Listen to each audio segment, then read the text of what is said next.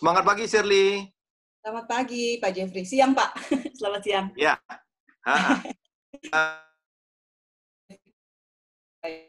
Dari senyumnya udah ketahuan orang yang produksinya. Ya. Oke, Shirley, ada hal menarik hari ini. Terima kasih atas waktunya. Tapi ada hal menarik yang ingin saya obrolkan dengan Shirley mengenai prestasi Shirley di masa-masa sulit ya. Kalau kata orang ini masa-masa sulit. Tetapi Shirley membuktikan bahwa di bulan April sendiri, Shirley itu berhasil menjual sampai di atas 800 juta EYP. Ini bukan hal yang mudah, khususnya yang menjadi catatan penting adalah Shirley ini agent baru. Tentunya ini sesuatu yang luar biasa sekali. Boleh nggak Shirley ceritakan apa nih yang Shirley lakukan di bulan April ini? Oke, Pak. Untuk pencapaian ini terutama saya berterima kasih kepada Tuhan ya, Pak ya, karena berkatnya saya bisa sampai dengan pencapaian seperti ini. Lalu saya juga berterima kasih kepada Pak Jeffrey sendiri, pada Manulife membantu saya untuk mengeluarkan kode agent, karena di masa pandemi ini agak sulit mengeluarkan kode agent itu. Apalagi saya tidak bisa training secara fisik. Jadi saya dibantu dengan Ibu Marni yang ke rumah saya untuk train saya selama dua hari. Dan juga oleh Ibu Yesli, saya berterima kasih sekali karena dia membantu saya banyak meng-close atau menjelaskan pertanyaan klien atau pertanyaan saya sendiri mengenai produk. Kita kontak melalui WhatsApp call atau video call, Pak. Kepada saya dan juga klien-klien saya. Saya juga berterima kasih kepada Ibu Yuni, asistennya, yang membantu saya input data karena keterbatasan gerak ya, Pak. Jadi dia membantu saya input semua aplikasi. Dan juga kepada teman saya, Anita, yang memperkenalkan saya kembali dengan Ibu Yesli. Ibu Yesli itu teman SMP saya sebenarnya, Pak. Oh, tapi yang memperkenalkan justru si Anita ini. Mempertemukan kembali. Ya, betul. Iya, karena sudah lama tidak kontak, terus saya ketemu kembali, saya baru tahu kalau dia itu manajer di Manulife. Jadi awalnya begini, saya dengar sebelum masuk Manulife, Shirley ini juga mempelajari mengenai produk-produk Manulife, itu benar ya? Oh iya, benar Pak, benar sekali. Jadi gini Pak, sebenarnya kalau saya boleh jujur, saya pertama kali adalah melihat, kenapa saya membutuhkan asuransi ya Pak? Karena saya beberapa bulan ini, ibu saya itu bolak-balik masuk rumah sakit Pak. Dan saya sangat surprise, dengan biaya asuransi, biaya rumah sakit. Beliau tidak punya asuransi ya. Biaya rumah sakit yang begitu besar. Gitu. Lalu saya berpikir, waduh, kalau seperti ini caranya sih uang yang saya kumpulkan di masa muda akan habis di masa tua saya. Saya bilang. Karena memang besar sekali biayanya Pak. Saya kaget ya karena memang jumlahnya itu terus berlipat ganda Pak dibandingkan waktu dulu gitu ya. Karena mungkin inflasi juga ya Pak dan memang biaya rumah sakit mungkin tinggi. Lalu saya decide dengan suami saya, bagaimana kalau kita cari produk asuransi kesehatan terutama yang bisa mengcover kita, kalau bisa ya mengcover sampai luar negeri ya Pak, karena memang ada beberapa penyakit yang memang belum bisa ditangani oleh Indonesia, gitu. Bukan saya merendahkan Indonesia, tapi ada beberapa yang tidak bisa ditangani. Lalu kita saya benar-benar mempelajari, saya membandingkan dengan beberapa perusahaan asuransi. Kalau Bapak bisa, kalau mau melihat sih sebenarnya, karena saya ibu rumah tangga ya, jadi kertasnya dari kertas anak-anak saya, ini saya bandingkan semua manfaat, kelebihan dari beberapa perusahaan asuransi, jumlahnya dan lain-lainnya dengan tulis tangan ya Pak.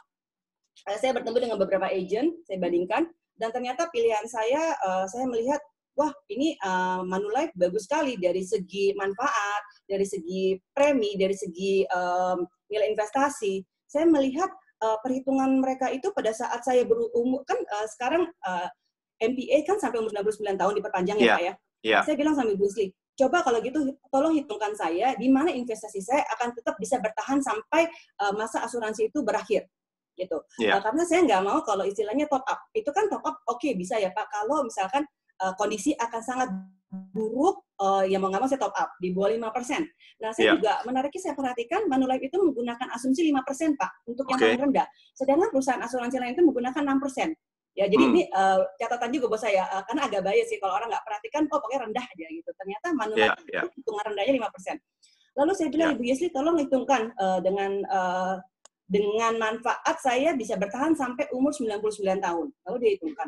Wah, saya bilang, ternyata cukup murah ya. Lalu saya minta bandingkan dengan perusahaan asuransi lain. Coba hitungkan saya dengan umur asuransi saya sampai saya umur 99 tahun. Dan saya kaget, ternyata premi cukup besar perbedaannya gitu loh, Pak. Dan benefitnya cukup besar ya di Manulife. Saya kebetulan beli yang titanium dengan plafon 40M. Itu dengan pertimbangan mungkin pada saat saya tua 30 tahun, 40 tahun kemudian 40M itu akan equal ke 4M mungkin saat ini, Pak. Iya. Jadi saya pikir ini cukup reasonable untuk saya tua. Untuk saat ini pasti kebanyakan ya, Pak. Tapi kan saya berpikir untuk masa depan, bukan masa ini. Masa muda mungkin saya masih belum banyak sakit. Oke. Lalu saya bilang ke suami saya presentasikan juga, dan suami saya setuju. Akhirnya kita join. Lalu saat itu saya berpikir banyak sekali sebenarnya saudara-saudara saya, kerabat saya juga belum punya asuransi. Asuransi ada, tapi asuransi kecil yang cover rumah sakit paling 750 juta gitu ya, Pak. Karena mereka belum tahu manfaatnya mungkin ya, belum mengerti, makanya kita perlu untuk menjelaskan kepada mereka. Betul. Dan berbekal dengan pengetahuan cari informasi tadi, tentunya Shirley jadi memahami benar ya bagaimana perbandingan masing-masing asuransi dan modal itu Shirley ceritakan kepada keluarga atau kepada teman-teman Shirley itu ya? Betul Pak. Jadi saya meyakinkan sekali Pak, karena kan saya belajar sendiri dari kasus saya dan saya itu membandingkan. Saya membandingkan dan saya sampai membeli, berarti saya percaya produk itu bagus. Pada saat saya percaya produk itu bagus, saya bisa menularkan kepada klien-klien saya. Kalau produk ini benar-benar produk yang bagus gitu. Kalau kamu nggak beli sayang. Saya siarkan banyak poin ya di mana kita bisa mempunyai ketenangan hidup. Lalu saya bilang tidak akan ada ruginya. Mereka bilang rugi dong kalau saya mati. Tiba-tiba mati, sudah bayar asuransi, mati gitu kan, nggak kepake asuransi kesehatan. Saya bilang itu berkat loh sebenarnya. Kalau kita langsung meninggal, tidak sakit, itu berkat sekali. Karena saya banyak melihat orang sakit itu menderita sekali kan Pak. Menderita sekali, betul. Iya, saya bilang ya sudah tidak apa-apa. Kalau kita memang sudah dapat berkat dari Tuhan, apa yang uang kita bisa dapatkan itu, dia sudah anggap saja subsidi silang. Kita sudah dapat berkat, sehat kok, saya bilang. Jadi saya bilang nggak ada ruginya, saya bilang. Dan saya juga melihat ada plafon di mana asuransi UP meninggal 3M. Saya bilang juga lumayan ya, mungkin kita nggak tahu kapan, kita nggak pernah akan tahu kejadian. Dan terus terang Pak, di saat pandemik ini memang ada plus dan minus ya Pak, di mana saya cukup struggle karena saya harus berkomunikasi hanya melalui video call atau WhatsApp call gitu ya Pak. Iya. Dan saya juga untuk paperwork, kadang-kadang saya memang izin baru sih tidak tahu mana yang harus tanda tangan, saya takut salah ya Pak. Jadi memang terus saya harus print data, mereka email saya harus punya printer, saya print lalu saya kirim gitu ya Pak. Jadi memang ada sedikit kesulitan, tapi di situ saya melihat ada peluang besar gitu. Saya pikir dengan pandemi ini saya justru bisa mengconvince mereka kalau mereka itu perlu punya asuransi yang mumpuni, saya bilang.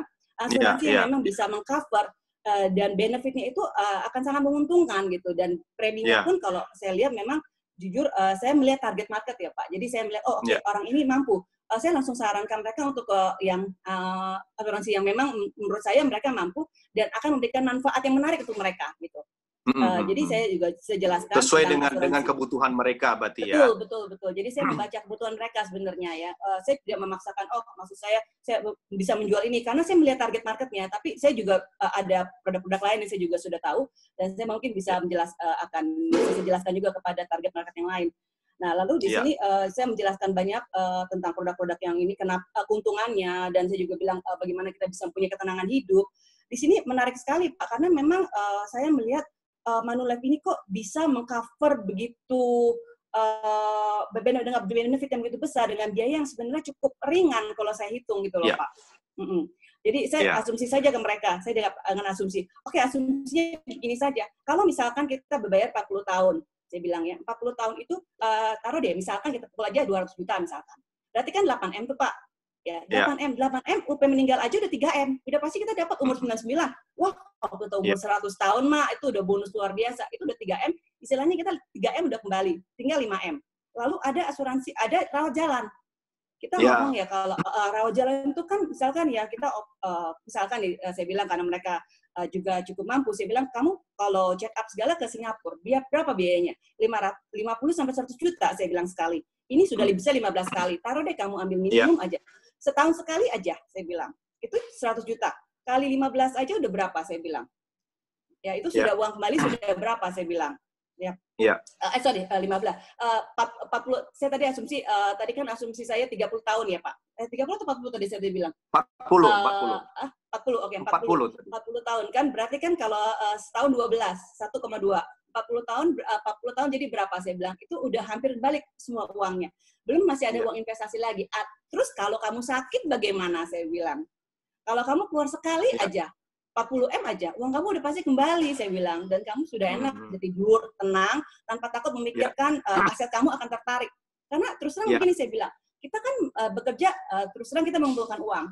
Nah, uang itu pasti kita ingin kita nikmati atau kita turunkan ke anak gitu ya Pak, atau ke keturunan kita.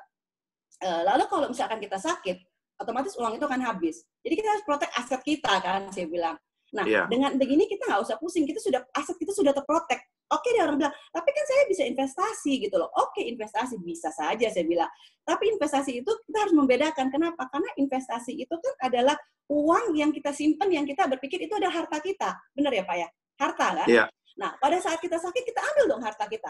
Iya, betul. Ya kan? Dan itu akan berat rasanya gitu loh. Nah, kalau asuransi, kita melatih juga disiplin kita, saya bilang. Disiplin kenapa? Karena kita tiap bulan atau tiap tahun ya, tergantung pembayarannya, itu kita menabung. Dan kamu sadar kalau misalkan 200 juta saat ini, pada saat 30-40 tahun lagi, itu 200 juta nggak ada artinya, saya bilang. Dan jumlahnya itu akan terus sama, saya bilang. Kecuali kalau ada top up, kalau memang situasi sudah memburuk ya Pak ya, di bawah 5% resikonya. Itu sudah jelas, itu ya mungkin Indonesia atau dunia juga akan ada krisis besar ya Pak. Nah, saya bilang di situ juga melatih. Dan pada saat itu, uang itu, kita tidak akan merasa berat gitu, karena uang itu memang sudah uang yang kita sisihkan gitu. Jadi jangan berpikir investasi kita mau ambil untuk kesehatan kita, itu kan berat rasanya saya bilang. Nah di situ mereka setuju gitu ya, dari situ saya banyak closing. Jadi saya melihat di pandemi ini saya bisa meyakinkan mereka karena pertama adalah COVID-19 ini kalau misalkan seseorang terkena akan langsung di cover. Saya bilang kalau kamu nggak punya asuransi yang baik, bagaimana? Saya bilang. Itu saya dengar dari perusahaan, kalau rumah sakit swasta itu bisa kena sekitar 40 juta sehari. Itu saya nggak tahu benar atau enggak ya Pak ya. Tapi itu informasi yang saya dapat. 40 juta. Kalau misalkan 2 minggu berapa? Saya bilang. Di sini kita langsung di cover, saya bilang. Jadi saya melihat ada peluang untuk meyakinkan mereka. Dan saya bilang kalau COVID itu juga penyakitnya itu akan bisa kena ke beberapa part bagian organ ya. Jadi bisa juga nanti kita nggak tahu tiba-tiba nanti kita bisa gagal ginjal dalam beberapa tahun gitu ya karena terserang COVID gitu ya. Itu kan risetnya juga bilang kemungkinan mereka tidak akan sembuh total atau mungkin mereka akan ada ulangan gitu ya, kejadian ulangan gitu ya Pak. Dan atau juga bisa mengulang umur, saya tidak tahu memperpendek umur. Saya pernah baca beberapa artikel gitu. Jadi saya yakinkan mereka tidak ada salahnya membeli gitu. Jadi yang dengan di situ saya gampang menjual sih Pak. Jujur jadi luar biasa Shirley. Ada pesan-pesan untuk teman-teman kita di seluruh Indonesia sebelum kita tutup? Pesannya ya saya bilang kita melihat pandemi ini bukan jadi memang itu memang kita diizinkan terjadi ya, pandemi ini diizinkan terjadi, tapi kita jangan membuat kita semangat kita atau pesimis, semangat kita turun atau pesimis. Jangan patah semangat. Jangan patah semangat. Jadi saya melihat ini lakukan saja, mengalir saja sebenarnya. Dan kalau memang kita melihat akan ada peluang yang kita bisa membantu orang sebenarnya Pak, meyakinkan mereka. Kalau memang produk asuransi itu bagus, ya terserah ya Pak, misalkan bisa juga untuk critical illness atau asuransi jiwa ya Pak, atau juga kesehatan yang memang saya fokuskan, itu tidak ada salahnya kita coba menjelaskan mereka. Kita hanya sharingkan kalau mereka tertarik, itu berkat juga buat kita. Tapi dari pengalaman saya melihat malah memberikan satu impact yang luar biasa sebenarnya pandemi ini, untuk orang aware akan kebutuhan kesehatan. Terima kasih Shirley atas inspirasinya, luar biasa, semangatnya luar biasa, dan saya doakan di bulan Mei ini hasilnya lebih bagus lagi, dan jangan lupa terus pertahankan produksi supaya jadi top rookie tahun 2020 ini ya. Amin Pak. Ya, terima kasih, terima kasih Shirley, sampai ketemu. Ya, sampai ketemu. Terima kasih.